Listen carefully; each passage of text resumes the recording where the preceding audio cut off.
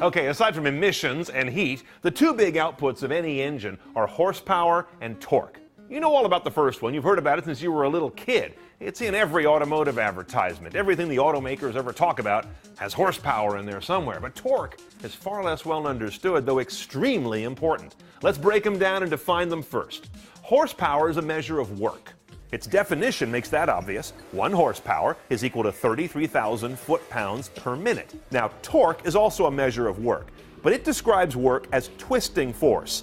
It's kind of like horsepower in a circle, and without the per minute factor. Torque is measured in foot-pounds, not a certain number of them, though. For example, it may take 27 foot-pounds of torque to loosen a particular bolt on this engine, without regard for how long you have to apply that force. So at the risk of oversimplifying, horsepower expresses how much work you can get done in a certain amount of time. Torque is about how hard you can twist something.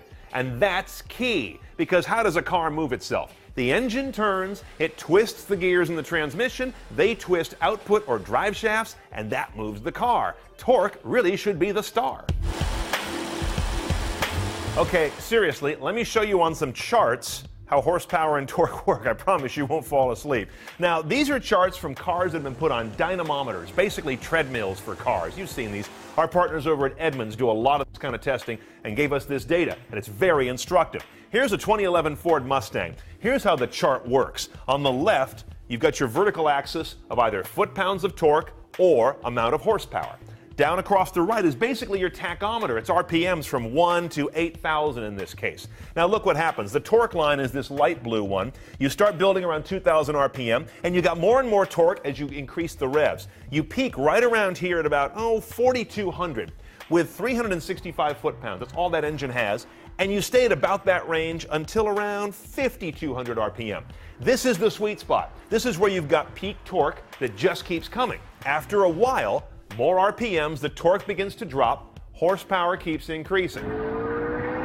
Let's look at another car. Here's a very different engine in a McLaren MP412C supercar.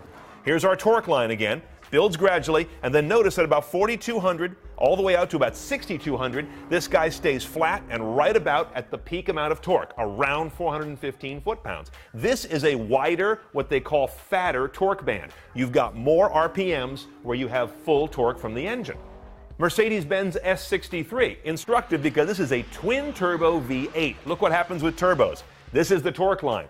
It's out of hand. It peaks really fast, and it stays broad, chunky, and 611 foot-pounds of torque. That's a lot, by the way, for a very long time before it begins to degrade. And finally, a very different car, a Scion FRS. Peaks here early at only 143 foot-pounds of torque, but then look what happens. You get this dip here. If you ever hear me driving a car and say, I feel like there's a flat spot in the torque curve, that's what I'm talking about. It's not flat at all. It's actually a dip where the car feels kind of gutless, and then up around 4,800 RPM, it kicks back in again and stays nice and flat all the way out to the mid-6,000s. Now, you may have noticed in all these charts, torque tends to peter out as you get to the higher RPMs, up near your red line.